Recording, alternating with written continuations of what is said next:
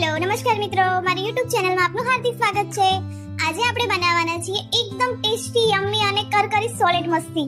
આ રેસીપી મેં Facebook ઉપર જોઈ હતી તો મને થયું કે ચાલો હું પણ ટ્રાય કરું અને ખરેખર આ તો સ્વાદમાં બહુ જ મસ્ત બની હતી। એટલા માટે આજે હું આ રેસીપી તમારી સાથે શેર કરી રહી છું।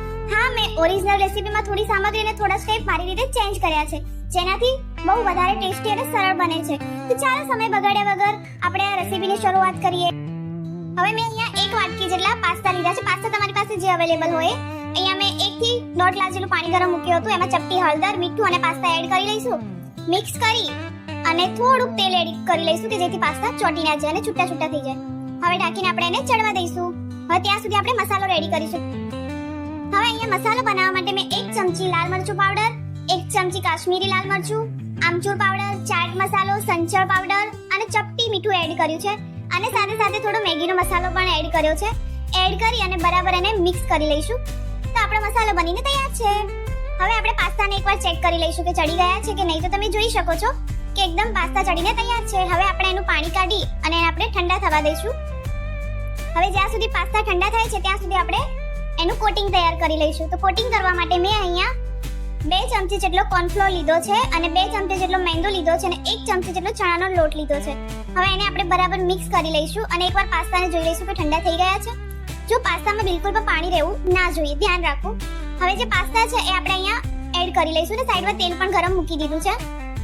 હવે બરાબર આપણે એમાં મિક્સ કરી લઈશું। હાથથી અથવા ચમચીના મદદથી પણ તમે મિક્સ કરી શકો છો।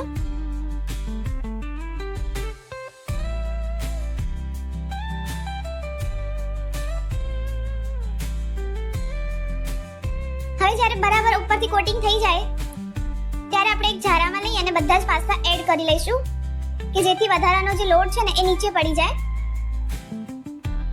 અને ઉપર પાસ્તા રહી જશે। જોઈ શકો છો તમે વિડીયોમાં। હવે પાસ્તાના નીચેનો જે લોટ રહી ગયો છે એનો તમે કંઈ પણ યુઝ કરી શકો છો। મંચુરિયન છે અથવા કોઈ પણ વસ્તુ તમે એનો બનાવી શકો છો।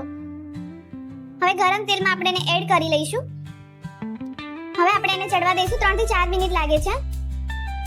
હવે જ્યારે સોલિડ મસ્તીને તમે ઝારામાં એડ કરો છો ત્યારે એનો અવાજ આવે છે તો સમજી જવું કે આપણું સોલિડ મસ્તી બનીને તૈયાર છે। જો તમારી સોલિડ મસ્તી બનીને તેલમાં તૈયાર નહીં થઈ હોય તો એનો જે અવાજ છે એ નહીં આવે।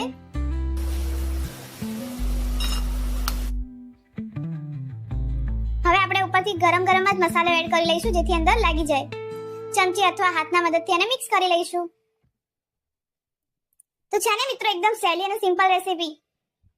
તમને આજની રેસીપી કેવી લાગી કોમેન્ટમાં જરૂર જણાવજો અને આવી અવનવી રેસીપી માટે અમારી ચેનલને સબસ્ક્રાઇબ કરી દો। થેન્ક યુ મિત્રો।